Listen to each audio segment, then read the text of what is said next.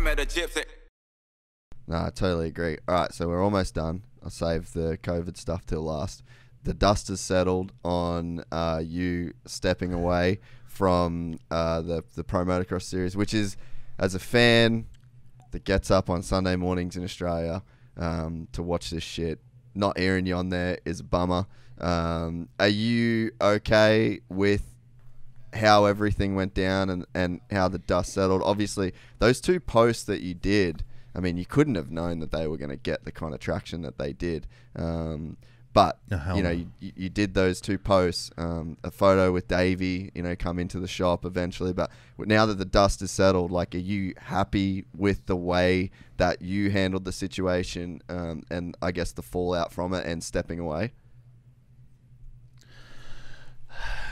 It's a really tough question to answer truthfully, because there's a few ways I think I could look at it and other people could look at it. I was getting a little stressed out and not enjoying the travel and the you know, like I said, on the one hand, COVID was great for the industry and the dealership and all that, but I felt like it was kind of wearing on me a little bit. You know, just it took the fun away. It was like it was almost frowned upon to be socializing. And then, you know, in the TV compound, anytime there was like, oh, there's a Delta variant, you know, you can just feel that everyone's getting a little more paranoid. And I understand some of it from the other side of the fence, which maybe I didn't quite get in the beginning. But it's like, if there's an outbreak, you know, because of the way, you know, one of the things I don't like about America is everyone's so sue happy. So half these decisions are being made on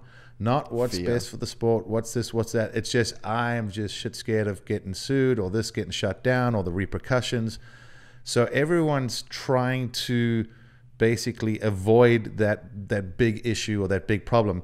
Now, fast forward, and you know, this is obviously a whole nother topic as well. I think I try to explain my side of it, but with the whole vaccine thing, it became basically political, you know, whether you want to say in the US or around the world, it's people have everywhere. Opinions.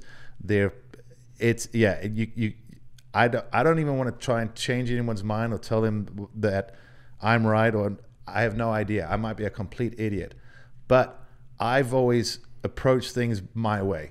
I've traveled the world. I've done a lot of random things. I've been in a lot of random places, and I maybe don't look at everything the same way as everyone else. I mean, I even joke with people. I'm like, I'm left-handed. I don't know if that has something to do with it, because they say you use the other side of your brain. So maybe I'm just using that side. But I was feeling like the pressure was going to come where it was like, you're going to have to be vaccinated or you're going to be out.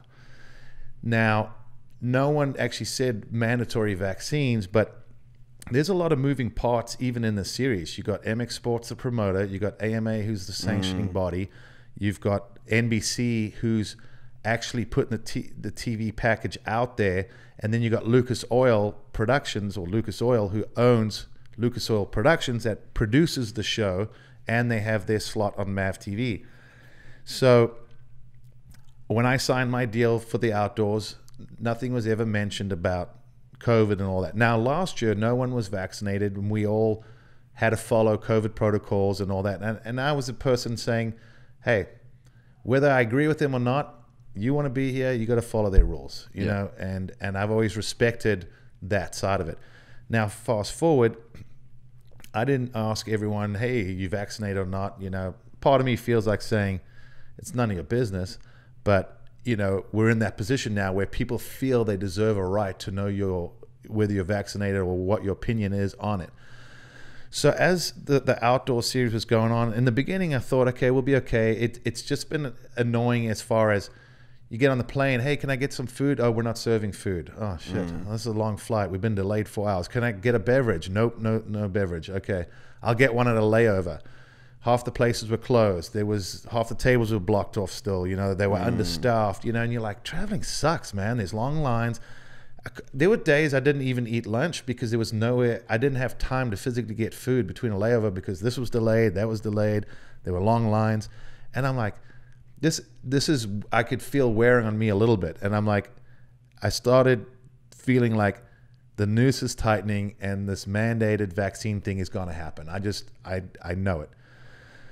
Then I thought that we would get through this outdoor without any major issues. And in fact, with this whole Delta variant, I said in my post, but I deliberately started just staying away from the TV compound and not talking to anyone I didn't need to. Jason and Weigant and myself, we go through a back door in one of the trucks that's separated. And I figured, you know what? I can talk to the producer on the headset, kind of like I'm talking to you across the world. And he's the guy I need to talk to, and Jason, and we can even sit a little further apart, put a divider, whatever, just if everyone wants to feel more comfortable. But where it sort of stung me was I was riding up in the hills in Utah, in the mountains, on a fun dual sport ride with a group of people, and I got a call basically from the guys at Lucas saying, hey, there were a couple of people that tested positive in the TV compound. In order to be able to come back to the race this weekend, you need a negative test. I said, yeah, no problem. And then he's like, have you been vaccinated? I said, no. And the next day was the day. So I flew home that night from Utah on a late flight. And I remember I was trying to figure out to make an appointment to make sure I got this negative test. So I had an appointment Thursday morning at the urgent care down the street from me. I started hearing rumors that I was being replaced. So at this point, I don't know anything more than I've been asked to do a negative test. So I'm thinking, I wonder if this is true. And the producer happened to call me and go, oh, you're still coming? And I said, yeah, why? And he goes, oh, well, I think there might be a miscommunication. I said, there's been no communication. And he said, well, I believe they're replacing you with Ricky. And I said, for what? And they said, well, because you were exposed. I said, really? Does anyone know? Oh, there was a couple people. I don't know if they didn't want to mention names or whatever, but I just felt like it was. So he's like, well, you might just want to find out. I don't want to say anything out of line and get involved, but he goes, maybe you should find out. So I'm thinking, find out. You would have thought I would have at least been given the respect to get a phone call and say, hey, this is what we're dealing with. Because I would have loved to at least said, hey, I don't believe I was exposed whatsoever. Secondly, I just came back from a negative COVID test. And thirdly, we were able to do this whole protocol thing last year. I said, I could avoid everyone, wear a mask, sit 6 feet away from Jason. If Jason had a problem with it, which I don't believe he would, he could have said something as well, but it never even kind of went there. It was just like, well, you were exposed, so stay home. And it also irritated me because I felt like, yeah, everyone else that was exposed is going because they got the vaccine. So what is the real thing here? And is this just the beginning of going, we're not forcing it, but because you're exposed, you can't come? I'm like, it's kind of the same difference in my opinion. I was definitely frustrated that I had to call and text multiple people multiple times. And it almost felt like everyone was too scared to answer the phone. And when you get that feeling, and I sent like a group text saying like, hey, what the hell is going on, people? Like when a chick's ghosting. I'm about to get in the car to go to the airport. Yeah. But in this case, I'm like, I didn't do anything wrong. And I feel like I'm being treated like, the bad guy in the situation. So at that point in time, I'm like, I can't go to the race purely because I'm not vaccinated is how I saw it. Yeah, maybe I was heated and overreacted a little bit, but my thought is if I can't come this weekend, then I don't want to be bothered coming. Like you've kind of ruined it for me right now. You took the wind out of my sails. I'm feeling pretty irritated at the moment. I'm healthy, and yet the fact that it was kind of like, oh, it's not a big deal, just stay home, deal with it. I'm like, no, it is. The minute I'm not at a race, everyone's gonna be calling, texting, where's Langston? What happened? Blah, blah, blah. And then even if I did come back for the last two races, I feel that Lucas Oil, I know they are mandating that everyone in their company get vaccinated. I'm not contracted to Lucas Oil. I was actually contracted to NBC. And that's where I feel like this gets a little muddied because everyone's kind of pointing the finger a little bit. And I'm going, yeah, the company I don't even work for is the one that's not allowing me on the premises. And, you know, you almost feel like saying, who is running this show? Who is, what is going on? And like I said, when I coupled everything together and my frustration, I still thought, if this is how it's going to be, I would only do those last 2 races anyway. And maybe the stubborn arsehole in me came out and just said, you know what, if I can't come this weekend, then I'm not fucking coming ever again. And that's how I felt. And I know some people think that I overreacted, or I don't think many people do. I think some people are like, dude, you could have just stayed home a week and come back, everything would have been fine. But I don't feel like it's going to be fine going forward. And had I done that, maybe this, you know, like you said, when I put out those posts, you're right. I had absolutely no idea that I would open up this can of worms and, in all honesty, create a massive shitstorm in the industry. I know it put Davey Coombs in a tough position because, you know, I think he was getting a lot of hate mail from people. We had a conversation too, and I don't want to get into that. I really think it's between he and I, but we cleared some things up. We had what I'd say a pretty good conversation. Just talked about just things and moving forward. And, you know, like I said to him, it's your series. So if one of your subcontractors is able to affect your series, it's gonna create issues for you. You're gonna get some heat. You're gonna get some backlash, whether it's good or bad. Some people are gonna say, well, you know, shut up, take the vaccine, and move on. But I also think we're from an industry where that's not really our style. You know, most of the people don't want to be vaccinated. They feel like they're healthy, or they've had it, or there are reasons. And, you know, once again, to each their own, have that opinion. And like I said to them, if everyone else is vaccinated in the TV compound except me, surely they're safe and I'm the only one that could be vulnerable. But I thought a negative test was a negative test. So the goalposts just keep moving, you know, from last year even to this year. And I just didn't want to be sitting around the next 6 months while they figure out how to mandate it without creating a big issue. So the one thing I am glad about is after I said what I said, I think it really made people rethink how they were going to handle things moving forward. I think it was almost getting a point where we'll just have everyone comply, whether they like it or not. This is how it's going to be, and everyone will move forward.